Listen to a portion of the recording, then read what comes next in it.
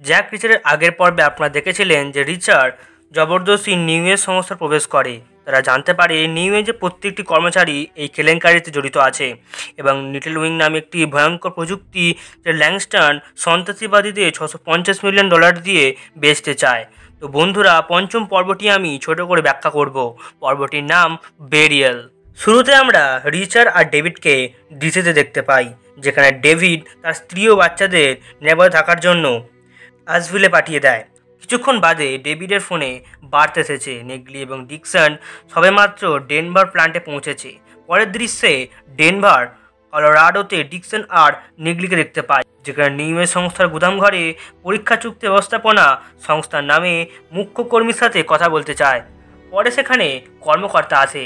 সেখানে ডিকসন বলে, আমরা এখানে সরকারি অর্থ বুদ্ধিমানের সাথে ব্যবহার করছে কিনা জানতে এসেছি, তাই আমরা এখানে লিটল উইংয়ের কাঁধে চালিত লঞ্চার এবং মিসাইল তার অর্ডার এবং ডেলিভারির সময়সূচি জানতে চাই।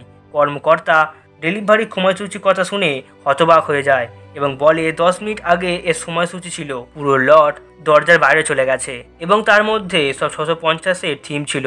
পরে কর্মকর্তা দুঃখিত ভাব জানিয়ে সেখান থেকে চলে যায়। পরের দৃশ্যে কলোরাডোর হাইওয়েতে একটি ট্রাক দেখতে পাই, যেখানে ট্রাক চালকটি হাইওয়েতে যাবার সময় তার সামনে একটি ট্রাক খারাপ হওয়ার কারণে নিচে নামে তাকে সাহায্য করার জন্য, কিন্তু বিপরীত দিকে ট্রাক ড্রাইভারটি তাকে গুলি করে দেয়। পরে অচেনা চালকটি ট্রাকটির কন্টেনার খুলে এবং সেখানে আমরা আরও 3 জনকে দেখতে পাই। সেখানে তারা সবাই মিলে লাশটিকে লুকিয়ে দেয়। তারা কন্টেনারের বাক্স খুলে মিসাইলগুলি চেক করে নেয়। অচেনা চালকটি এমকে কল করে এবং জানায় কাজটি সম্পন্ন হয়েছে। তারপর এম বলে ট্রাক ড্রাইভারের কথা ভেবে কোনো লাভ নেই, তারা মোটা অঙ্কের বেতন পেলে চুপ থাকবে এবং তাড়াতাড়ি ট্রাক পাল্টে বেরিয়ে যান, আর কলটি সেখানেই কেটে দেয়। পরে আমরা রিচার্ড ও ডেভিডকে হোমল্যান্ড সিকিউরিটির অফিসে দেখতে পাই, যেখানে হোমল্যান্ড সিকিউরিটির 2 এজেন্টরা লিস্ট থেকে আজহারি মাহমুদ নামটি কমন পায় এবং তারা ডেনভারে এরই পিছু করেছিল। লোকটি স্মার্ট, কখনো ধরা পড়েনি। হতে পারে সে মধ্য এশিয়া বা গ্রিক থেকে এসেছে, আর প্রতিবার তিনি ভিন্ন পরিচয় ব্যবহার করছে। সে খারাপ লোকেদের ভাড়া করে, সরঞ্জাম দেয় ধ্বংস করার জন্য। এজেন্টরা রিচার্ডকে একটি রিপোর্ট দেখায়, যেখানে 6 বছর আগে প্রথমবারের মতো সন্ত্রাসী সেলরা পরীক্ষামূলক স্নায়ু গ্যাসের র্যাঙ্ক অর্জনের চেষ্টা ধরা পড়ে। সেখানে সবাই ধরা পড়েছিল, কিন্তু এম ধরা পড়েনি। রিচার্ড রিপোর্টটি ঘাঁটাঘাঁটি করে জানতে পারে এই চুক্তিটি বেয়ার ব্যান্ডের সাথে হওয়ার কথা ছিল। পরে ডেভিড বলে আর্থিক ফাঁকিবাজদের জন্য পছন্দের যা অর্থ পাচারকারী এবং অন্যান্য বিভিন্ন গাধারা ব্যবহার করত। ডেভিড এটাও বলে ইউএস ট্রেজারি 80-র দশকে বন্ধ করে দিয়েছে।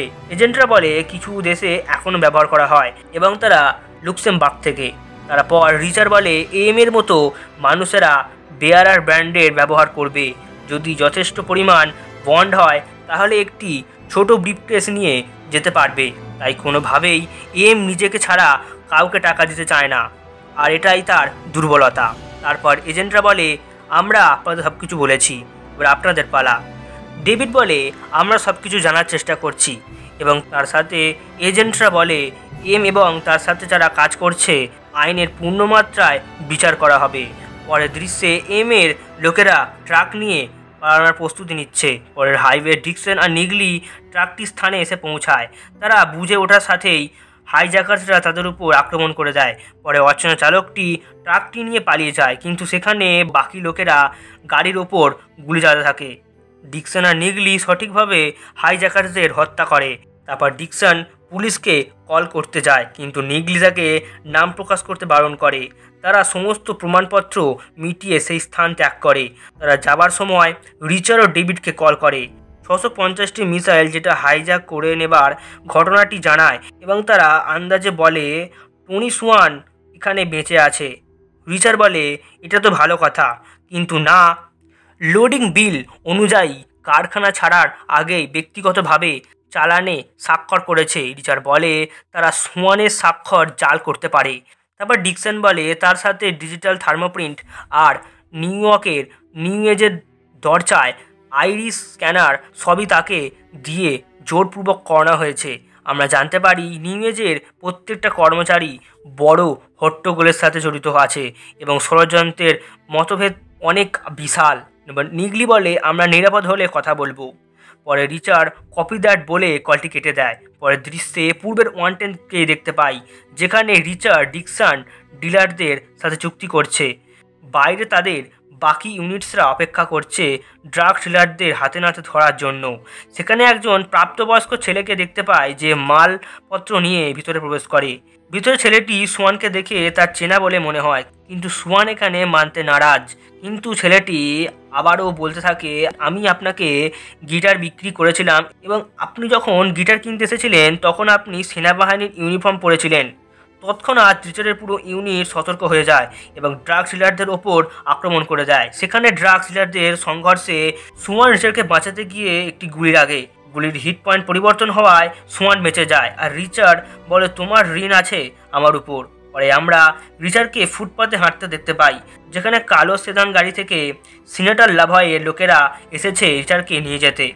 পরে রিচার্ড না খোঁজ করে দেয় সে যাবে না। লাভয়ের লোকেরা ভালোভাবে বলায় রিচার্ড যেতে রাজি হয়। পরে দৃশ্যে এম লাংস্টনের সাথে কথা বলতে থাকে এবং আমরা জানতে পারি এর লোকেরা ডেনভার থেকে বেরোতেই পারেনি, আর এই সমস্যাগুলি বারবার আসতেই থাকে, তাহলে এটির মূল্য কমাতে হবে।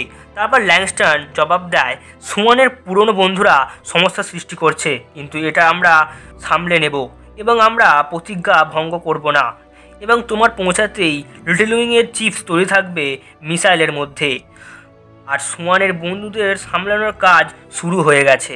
একথা বলে কলটি কেটে যায়। পরে ওয়াশিংটন ডিসির স্মিথসোনিয়ান ন্যাশনাল পার্ক, যেখানে গোপনভাবে লাভয় রিচার্ডের সাথে সাক্ষাৎ করে এবং সেখানে বয়েডও ছিল। লাভয় রিচার্ডকে জানায় সে বিউরোতে এক বন্ধুর কাছ থেকে জানতে পেরেছে যে বয়েড যাদেরকে গোপন তথ্যগুলো জানিয়েছে তারা এফবিআই লোক না, এবং পরে সে ফেসিয়াল রিকগনিশন সফটওয়্যার থেকে তার পরিচয় মিলিটারির আইডির সাথে মিলেছে। এবং সে আরও বলে 2 বছর আগে মার্গ্রেভ জর্জিয়ায় নকল নোটের ধান্দা আপনি বন্ধ করেছিলেন। তারপর রিচার্ড বলে কেননা এইসব কথা বাদ দিয়ে আপনি যেটা বলতে চান সেটা বলুন। তারপর লাভাই বলে আমি চাই আপনি এই পরিস্থিতিটি সামলান যাতে লিটল উইং সন্ত্রাসবাদীদের হাতে না পড়ে। যখন আমি আপনার পরিচয় শনাক্ত করার চেষ্টা করছিলাম এবং জানতে পারি আপনার পুরো ইউনিটসরা আবার একসাথে ফিরে এসেছে, আমরা জানি লাভয় একজন কংগ্রেসম্যান, সে সব কিছু করতে পারে এবং সে রিচার্ডকে বলতে থাকে সে কোনোভাবেই চায় না লিটল উইং সন্ত্রাসবাদীদের হাতে পড়ুক। পরে রিচার্ড তার উপরেই অভিযোগ আনে যে আপনি এটার জন্যই ছায়াময় ব্যবসায় জড়িত আছেন এবং আপনি মোটা অঙ্কের বেতনও নিজের পকেটে করেন, যার উত্তরে লাভাই বলে আপনি আমাকে ভুল ভাবছেন, খারাপ লোকেদের মেরে আমরা হাত পরিষ্কার রাখি, আর এটাকে আমরা উইন উইন বলে থাকি। আমি গণতন্ত্রকে বাঁচানোর জন্য নিজেদের লোকেদের ঘরে অস্ত্র তুলে দিয়েছিলাম যাতে সাধারণ মানুষেরা না মারা যাক। এই কারণেই আমি আপনার সাহায্য করতে চাই, যেমনটা আপনি মার্গ্রেভে করেছিলেন, এবং আপনার উদ্দেশ্য সম্পূর্ণ করার জন্য যে কোনো রকমের সাহায্য দিতে প্রস্তুত। পরে লাভয় রিচার্ডকে কথা দেয় এই কাজটি সম্পূর্ণ হওয়ার পর কেউ আপনাকে দোষ সাব্যস্ত করবে না। কথা বলে লাভাই সেখান থেকে চলে যায়। কিছুক্ষণ বাদে রিচার্ডের ফোনে কল আসে। কলের উপর থেকে ডেভিড বলে ফ্রান্সের দেহ অবশেষে ছেড়ে দিয়েছে, আমাদেরকে কাল সকালেই নিউ ইয়র্ক যেতে হবে।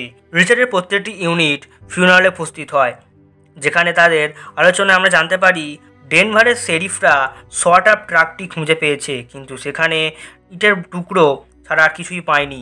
হয়তো তারা ক্ষেপণাস্ত্রগুলি এলে কার্গো বিমানবন্দরে নামানোর জন্য ছিল। হতে পারে এটা কোনো আর্মি বেস যেখানে ক্ষেপণাস্ত্রগুলি পাঠানো হচ্ছে। সেখানে ডিকসন বলে কলোরাডো স্টেট পুলিশ ডেনভারের বাইরে একটি খালি ট্রাক পেয়েছে, যার মাটিতে দাগ দেখে আন্দাজ লাগিয়েছে একটি প্রাইভেট প্লেন রাতারাতি অস্ত্রগুলো উড়িয়ে নিয়ে গেছে। তারপর রিচার্ড বলে আমি এসব জানতে চাই না, যখন টাকার লেনদেন হবে এম সেখানে থাকবে এবং তার সাথে যারা আমাদের বন্ধুদের হত্যা করেছে তারাও থাকবে।